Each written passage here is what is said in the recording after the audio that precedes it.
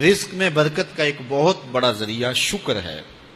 ارشاد فرمایا لَإِن شَكَرْتُمْ لَأَزِيدَنَّكُمْ، اگر تم شکر کرو گے وہ تمہیں اور زیادہ عطا کرے گا، اور اگر تم شکر نہیں کرو گے وَلَئِن كَفَرْتُمْ، کفران نعمت کرو گے، إِنَّ عَذَابِي لَشَدِيدٌ، تو پھر میرا عذاب بڑا سخت ہے۔ رزق کے اضافے کا ایک اور بہت بڑا سبب انفاق فی سبیل اللہ ہے۔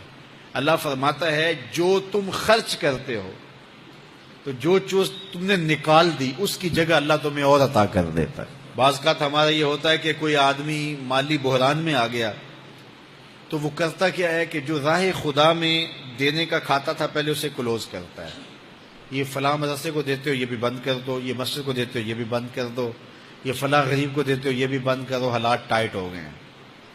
لیکن 5 گاڑیاں ہیں تو 2 گاڑیوں پہ گزارا کر لیا جائے، پیٹرول بچے، یہ نہیں ہو سکتا۔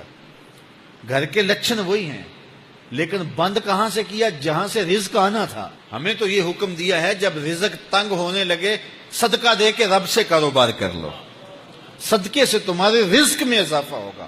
یہ رب کا وعدہ ہے اور اللہ کے وعدے جھوٹے نہیں ہو سکتے۔ رزق کی برکت کا ایک اور بہت بڑا ذریعہ النکاح ہے۔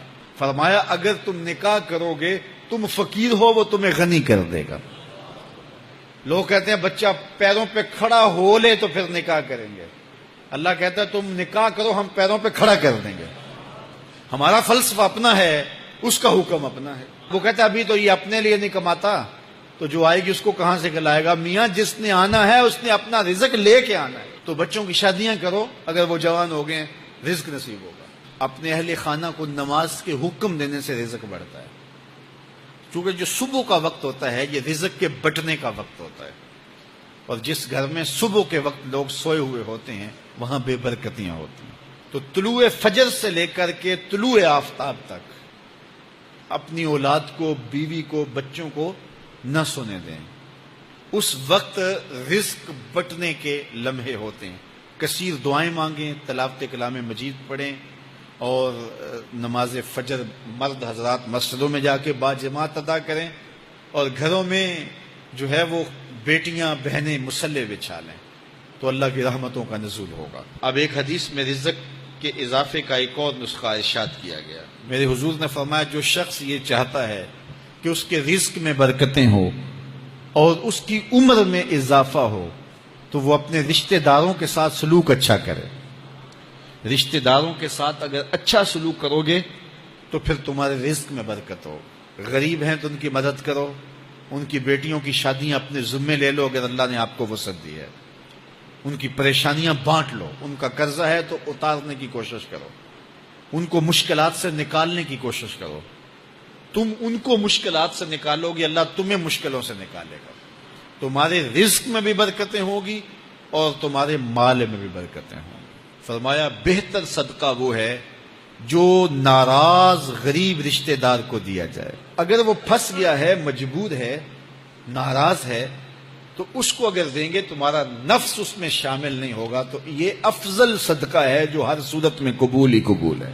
رزق کے اضافے کا ایک اور سبب الاحسان الی الضعفاء، جو کمزور لوگ ہیں ان کے ساتھ اس نے سلوک کرنا۔ الانفاق علی طلبۃ العلم، طالب علموں پہ خرچ کرنا، یہ بھی رزق میں اضافے کا سبب اور ذریعہ ہے۔ وہ حضرت بابا فرید نے کہا نا، چھٹا رکن دین کا روٹی ہے۔ گھر میں کچھ نہ ہو تو پھر نہ نماز اور نہ ہی دیگر امور کی لذت آتی ہے، تو یہ رزق فراواں اور وسیع اور مبارک نصیب کر دے اللہ۔ تو اس کے لیے ایک اور وظیفہ میں دیتا ہوں، اور وہ یہ کہ مغرب کے بعد 21 مرتبہ سورۃ الکوثر پڑھ لیں، کثرت ہو جائے گی انشاءاللہ۔ اول خدوشی پڑھ لیں، 5-7 منٹ لگتے ہوں گے، تو سورہ کوثر 21 مرتبہ روزانہ مغرب کی نماز کے بعد پڑھیں، اور اگر بہت زیادہ مسائل ہیں تو ہر نماز کے بعد پڑھ لیں، تو انشاءاللہ آپ دیکھیں گے کہ گھر میں برکتیں اترتی محسوس ہوں گی، انوار کا نزول ہوتے محسوس کریں گے۔ تو یہ وہ رزق کے اسباب ہیں، اگر ہم اختیار کر لیں تو ہم اللہ کی خاص رحمتوں کے حقدار ہوں گے۔ اللہ ہم سب کو رزق حلال، رزق وسیع، رزق سہل، رزق مبارک، رزق فراوان